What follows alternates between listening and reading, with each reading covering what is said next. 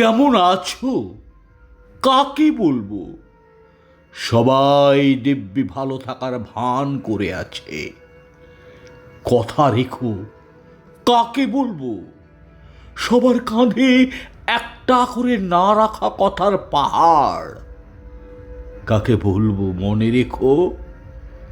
সবার হৃৎপিণ্ডে টাঙানো কয়েক প্রস্থ রঙিন মুখোশ।